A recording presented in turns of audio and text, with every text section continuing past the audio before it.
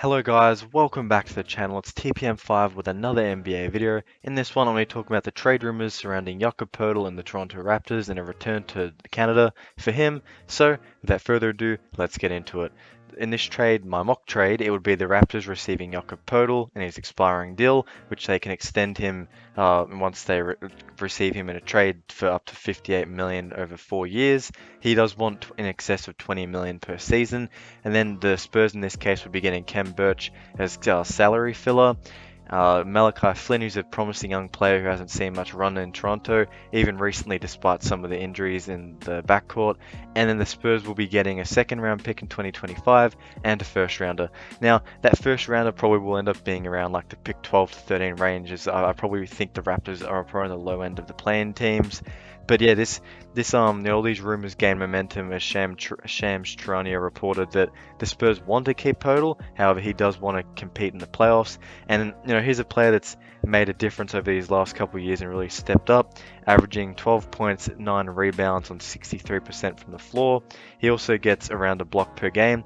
Again, he's one of these traditional big men in this modern NBA.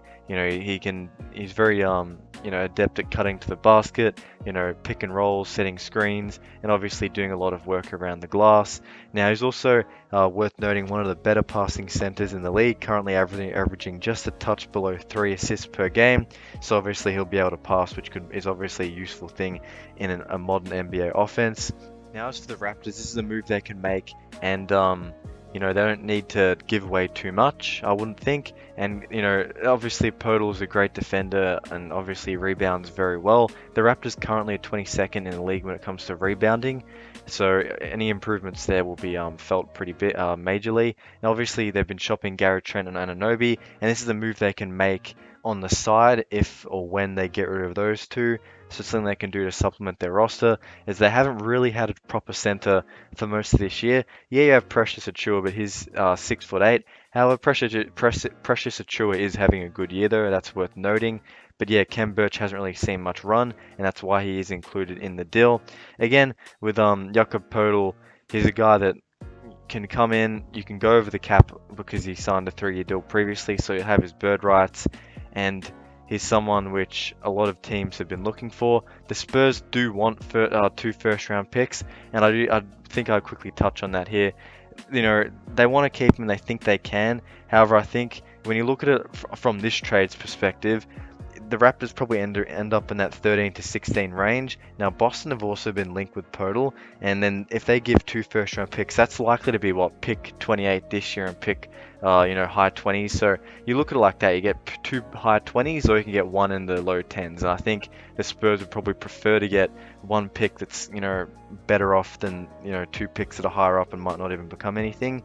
So I guess that's where it's at. And just touching on the Spurs side of things, Malachi Flynn is a very talented, young player in this league. He hasn't really seen much run, just, as I mentioned before, despite some, injuries in the backcourt. A change of scenery for him could be very, very beneficial, and he can be a young guy that you can pair with Keldon and also Devin Vassell.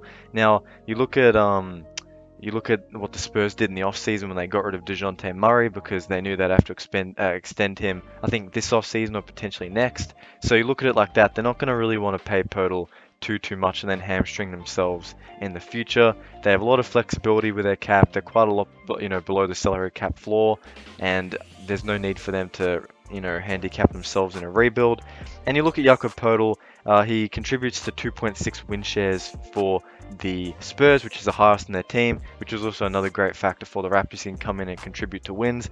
But then you look at it with the Spurs, currently they're towards the basement of the league with 14 wins and 32 losses.